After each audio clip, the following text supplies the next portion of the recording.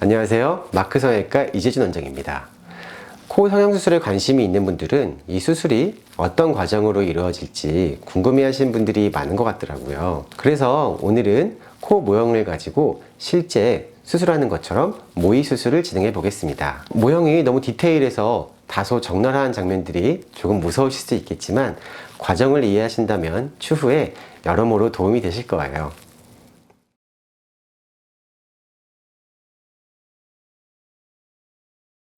네, 코 모형이 이렇게 준비됐습니다.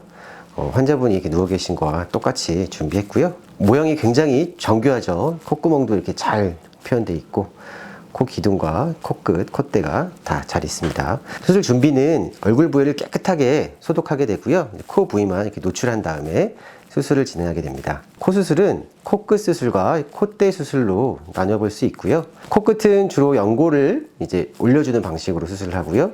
콧대는 실리콘 모형물을 이용하게 되겠죠. 기본적인 수술 도구는 칼, 가위, 포셉, 절골도, 코는 뼈와 연골로 이루어져 있고요. 기본적으로 코 피부를 들어서 드러난 안쪽 연골을 수술하게 됩니다. 코 수술법은 크게 비개방형과 개방형이 있는데 그 둘의 차이점은 이 코 기둥 부위에 절개를 하느냐 안 하느냐 차이입니다. 비개방형은 이 코 기둥에서부터 콧구멍 안쪽으로 이렇게 절개를 해서 수술을 하게 되고요. 개방형은 코 가운데 비주 쪽에 절개를 해서 이 안쪽으로 진행을 해서 수술을 하게 됩니다. 지금 제가 시행할 거는 개방형 코 수술이고요. 코 기둥에 절개를 시행하여야 하는데 이때 주의할 점은 일직선으로 그으면 흉터가 크게 남아서 그렇게 하면 안 되고요. 보통 많이 시행하는 방법은 V자, W, 계단 형태들이 있습니다. 저는 보통 W자 형태를 선호합니다. 자, 그럼 시작해 보겠습니다.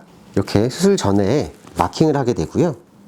이렇게, 이렇게, 이렇게, 이렇게, 이렇게. 그 다음에 칼로 이제 이 마킹을 따라서 절개를 하게 됩니다. 이렇게, 이렇게, 이렇게, 이렇게, 이렇게, 이렇게, 이렇게. 콧구멍 안쪽에 연골을 노출시키기 위해서 절개를 시행합니다. 이렇게 절개를 해주고 기둥 쪽과 연결을 해주면 됩니다. 이렇게 되면 이제 절개가 끝났고요. 이제 가위를 이용해서 이 연결된 부위를 이렇게 끊어줍니다.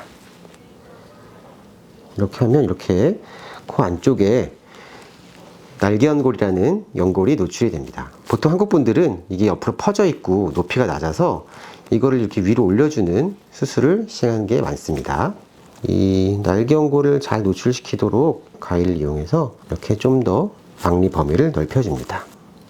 그럼 이렇게 날개연골이 잘 노출이 되는 걸 볼 수 있어요.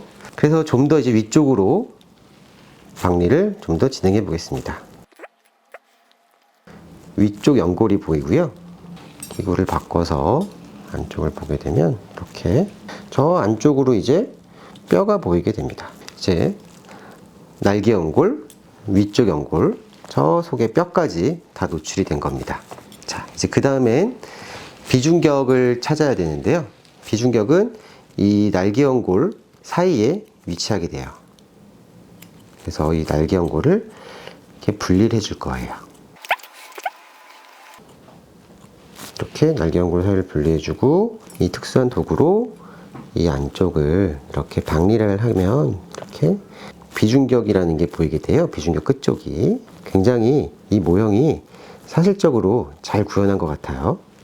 이 위쪽 연골하고 아래쪽 연골을 사이를 이렇게 탁탁탁 분리를 해주면 조금 더 코끝을 높일 수가 있어요. 네, 이쪽도 분리를 해서 더 자세히 관찰하겠습니다. 비중격이 이렇게 잘 관찰이 되는 게 보이고요. 이 비중격은 앞쪽은 연골로 되어 있고 저 뒤쪽은 뼈로 되어 있어요. 그래서 우리가 보통 주로 사용하는 건 이 연골 쪽을 이용하게 되고요. 경우에 따라서는 저 뒤쪽에 있는 뼈 일부도 같이 사용할 수 있습니다. 아주 튼튼한 좋은 재료가 될 수 있어요. 비중격을 채취할 건데요. 비중격을 채취할 때 중요한 건 비중격의 이 일부를 많이 남겨놔야 된다는 거예요. 많이 절제해버리면 나중에 코가 이렇게 무너지거나 휠 수 있기 때문에 일정 부분은 꼭 남겨놓고 비중격을 채취해야 됩니다. 그래서 이제 비중격을 채취해 보겠습니다. 이 기역자 모양으로 한 10에서 15mm 정도는 꼭 남겨놓고 채취를 해야 돼요. 이렇게 칼로 이렇게 연골을 자르게 돼요. 그래서 이 특수한 연골 채취 기구를 이용해서 이렇게 안 보이는 곳은 이렇게 잘라내게 됩니다. 이렇게 되면은 이렇게 비중격 연골을 채취했습니다. 이 비중격 연골을 이 날개 연골 사이에 이식을 해서 이 날개 연골 위로 올려주면 이제 코끝을 올릴 수가 있는 거예요. 원래 있던 비중격보다 이만큼이 더 튀어나오게 되겠죠. 비중격 연장술이라고 부르게 됩니다. 그 다음 이렇게 연장된 비중격에다가 이 코 날개 연골을 이제 고정해주면 돼요.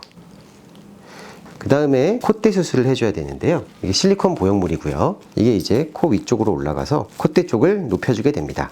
자, 넣어보겠습니다. 특수한 기구를 이용해서 피부를 이렇게 들어준 다음에 이 보형물을 이렇게 안쪽으로 삽입하게 됩니다. 이렇게 들어가고, 이때 중요한 건 이 보형물이 골막 아래쪽으로 들어가야 된다는 거고요. 그래야지 이게 딱 고정이 돼서 움직이지 않습니다. 이게 골막 위로 들어가게 되면 보형물이 이렇게 밖에서 움직여지는 경우가 있어요. 이렇게 되면 이제 코끝과 콧대 수술이 다 마치게 된 거고요. 경우에 따라서 코뼈가 넓거나 휘어져 있거나 콧구멍이 크거나 비대칭이거나 할 때는 조금 더 추가적인 수술이 필요할 수 있습니다. 비중격 연골을 이용해서 코끝 수술과 실리콘 보형물을 이용해서 콧대 수술을 해보았습니다. 이제 피부를 맞춰보고 콧대가 적당히 높아지고 코끝은 자연스럽게 올라왔습니다.